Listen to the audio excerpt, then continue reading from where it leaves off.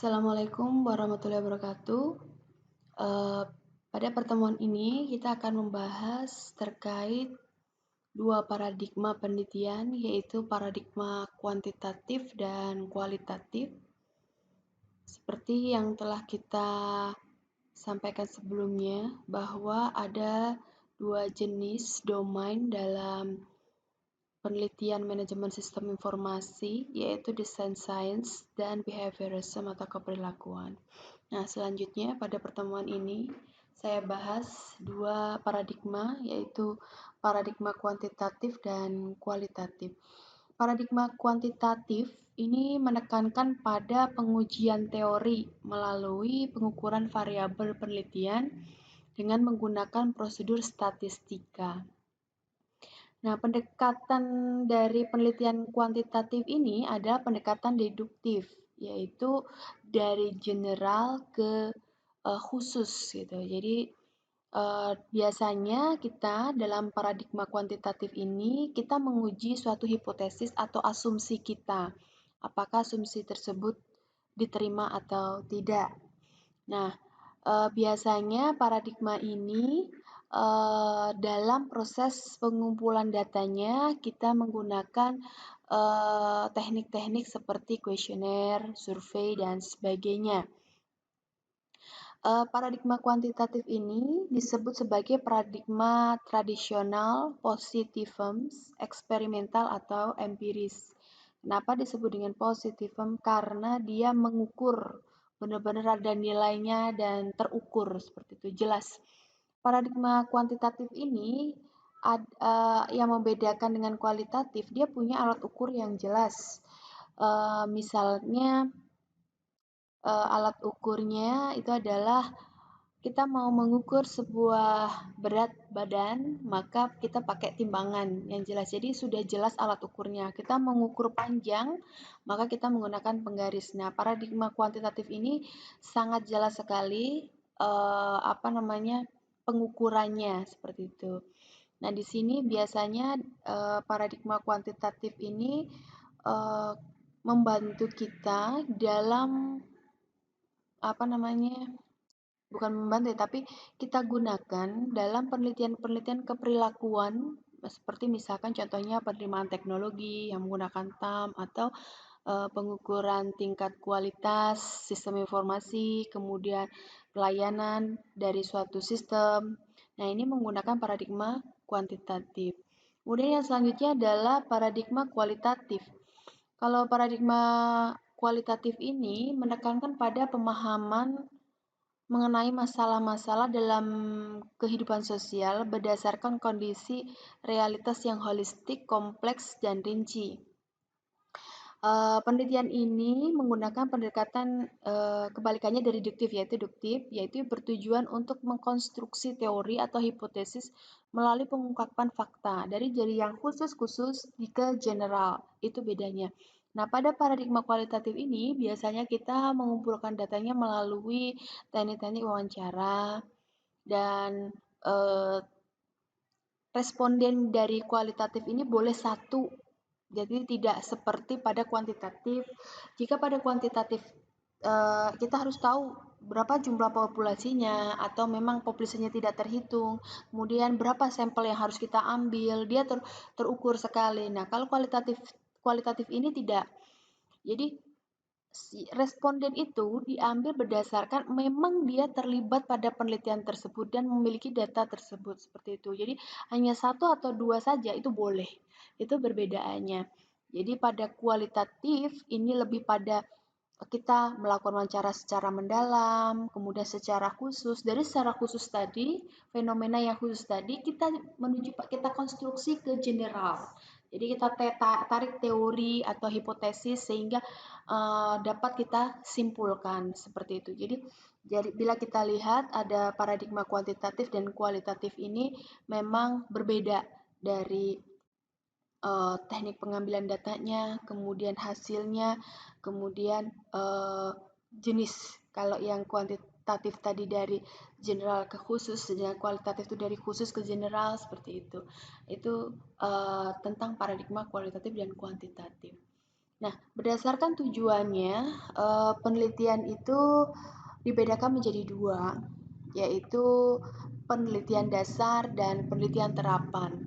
Nah, penelitian dasar atau basic research atau pure research. Penelitian dasar bertujuan untuk mengembangkan dan memperluas batas-batas ilmu pengetahuan. Penelitian dasar bertujuan untuk memverifikasi sebuah teori untuk mengetahui lebih jauh tentang sebuah konsep. Biasanya, tahapan dari penelitian dasar ini dimulai dengan pengujian sebuah hipotesis, kemudian dikaji secara dalam, kemudian ditarik kesimpulan tentang fenomena yang diamati tadi, yaitu penelitian dasar. Kemudian penelitian terapan. Terkait penelitian terapan atau applied research, ini biasanya bertujuan untuk menghasilkan keputusan, kebijakan khusus untuk menjawab pertanyaan atau permasalahan khusus pada konteks tertentu. Jadi penelitian terapan ini bertujuan khusus untuk menghasilkan sebuah keputusan atau kebijakan yang dimana kebijakan tersebut menjawab dari pertanyaan atau sebuah permasalahan. Nah, berdasarkan tujuannya pada penelitian terapan ini dibedakan menjadi tiga, yaitu penelitian evaluasi, penelitian pengembangan, dan penelitian tindakan. Penelitian evaluasi yaitu penelitian yang dimana diharapkan dapat memberikan masukan atau mendukung sebuah pengambilan keputusan terkait nilai yang relatif dari dua atau lebih tindakan alternatif. Jadi kita mengevaluasi hasil evaluasi tersebut, kemudian kita memberikan rekomendasi atau rekomendasi dalam rangka untuk pengambilan keputusan sehingga tindakan tersebut dapat menjadi lebih relatif lebih efektif seperti itu. Jadi sebuah penelitian yang bertujuan untuk memberikan dukungan terhadap pengambilan keputusan. Kemudian yang kedua adalah penelitian pengembangan. Nah, penelitian pengembangan itu bertujuan untuk mengembangkan produk sehingga produk tersebut memiliki kualitas yang lebih baik. Nah, pada penelitian pengembangan ini biasanya kita melalui beberapa kali desain diujikan, kemudian dilihat kembali bagaimana keefektifan kualitasnya. Lalu dia bisa jadi setelah jadi produk, dia mengalami beberapa pengembangan. Jadi sampai produk tersebut benar-benar memiliki kualitas yang lebih baik seperti itu. Itu pada penelitian pengembangan. Kemudian pada penelitian tindakan, yaitu penelitian yang dilakukan untuk segera digunakan sebagai dasar tindakan pemecahan masalah. Biasanya penelitian ini kita ada masalah, kemudian melakukan berusaha untuk menyelesaikan masalah tersebut secara cepat dan sehingga terselesaikan masalah tersebut. Ini disebut dengan penelitian tindakan. Sedangkan yang selanjutnya, selain berdasarkan tujuan, penelitian pada domain sistem informasi dibedakan berdasarkan karakteristik masalahnya.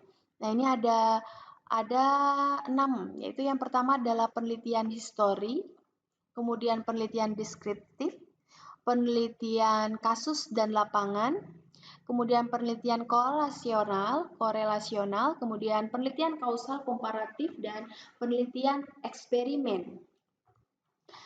Kita bahas pertama adalah penelitian historis. Nah, penelitian historis yaitu kegiatan penelitian, pemahaman, dan penjelasan yang telah lalu. Jadi tujuan dari penelitian adalah mengetahui sebab atau dampak dari kejadian yang telah lalu untuk menjelaskan fenomena yang terjadi sekarang atau untuk memprediksi kondisi pada masa yang akan datang. Jadi penelitian historis itu kita meneliti misalkan kenapa ya ini seperti ini gitu. Itu dampak apa gitu atau kita mau memprediksi. Misalkan ke depan kira-kira ini bagaimana ya? Apakah teknologi ini tepat dipakai? Seperti itu. Nah, ini termasuk pada penelitian historis. Nah, ini berdasarkan karakteristik masalahnya ya. Kemudian yang kedua adalah penelitian deskriptif.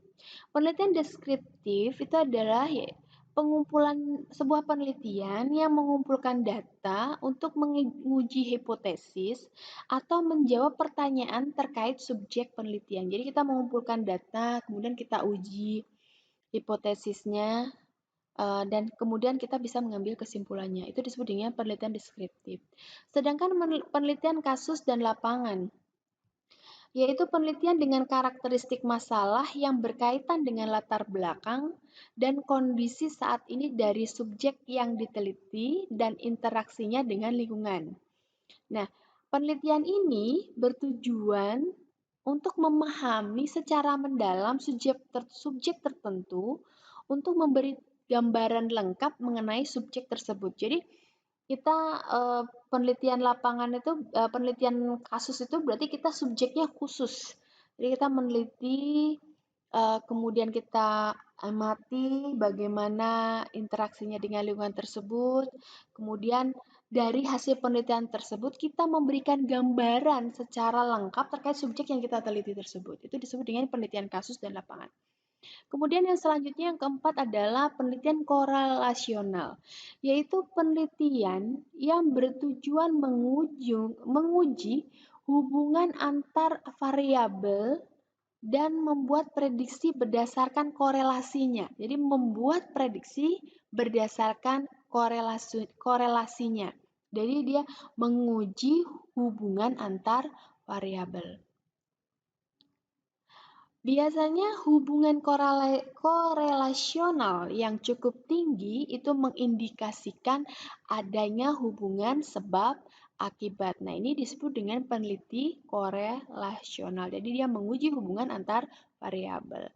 Kemudian yang selanjutnya adalah penelitian kausal komparatif, yaitu penelitian yang bertujuan menguji hubungan sebab akibat antara dua atau lebih variabel. Nah, penelitian ini bertujuan untuk menggunakan data atau peristiwa masa lalu sehingga dikategorikan dalam penelitian ex post facto. Jadi dia meneliti menggunakan data-data atau peristiwa yang telah lalu. Itu kau menguji hubungan sebab akibat dari dua atau lebih variabel menggunakan data atau peristiwa yang telah lalu. Yang selanjutnya adalah penelitian eksperimen. Penelitian eksperimen yaitu penelitian yang bertujuan untuk menguji hubungan sebab akibat antara dua variabel atau lebih dan penelitian melakukan manipulasi atau pengendalian terhadap setidaknya satu variabel independen. Jadi dia penelitian eksperimen ini dia menguji, biasanya membandingkan antara satu yang dikasih treatment dengan yang tidak dikasih treatment, atau kita bisa jadi kalau kita kasih treatment seperti ini bagaimana hasilnya. Nah, itu disebut dengan penelitian eksperimen. Jadi pada hari ini kita membahas dua jenis penelitian. Yang pertama berdasarkan menurut penelitian dari domain keperilakuan itu terbagi menjadi dua, yaitu dua paradigma, yaitu paradigma kuantitatif dan kualitatif. Sedangkan berdasarkan tujuannya, penelitian itu dibedakan menjadi dua, yaitu penelitian dasar dan penelitian terapan. Nah, sedangkan pada penelitian terapan, berdasarkan tujuannya terdapat 3 jenis, yaitu penelitian evaluasi, penelitian pengembangan, penelitian tindakan. Sedangkan berdasarkan karakteristik masalahnya, penelitian pada domain manajemen sistem informasi itu dibedakan menjadi 6. Yang pertama penelitian historis, penelitian deskriptif, penelitian kasus dan lapangan, penelitian korelasional, penelitian kausal komparatif, dan penelitian eksperimen. Jadi ini biasanya kita cantumkan dalam laporan skripsi kita pada bab 3. Jenisnya kita termasuk penelitian apa. Biasanya di rancangan penelitian itu kita lihat berdasarkan jenis penelitian yang kita pakai. Kalau kita pakai kuantitatif, kualitatif bagaimana rancangannya. Terus karena rancangan ini berhubungan dengan subjek yang kita teliti atau populasi, kemudian sampel dan sebagainya. Harapan saya pada bab 3 Anda dapat memahami dari jenis penelitian ini. Berdasarkan apa kita sebut penelitian ini? Apakah berdasarkan tujuannya, berdasarkan karakteristik masalahnya, atau berdasarkan domainnya? Seperti itu. Terima kasih. Sampai ketemu di pertemuan berikutnya.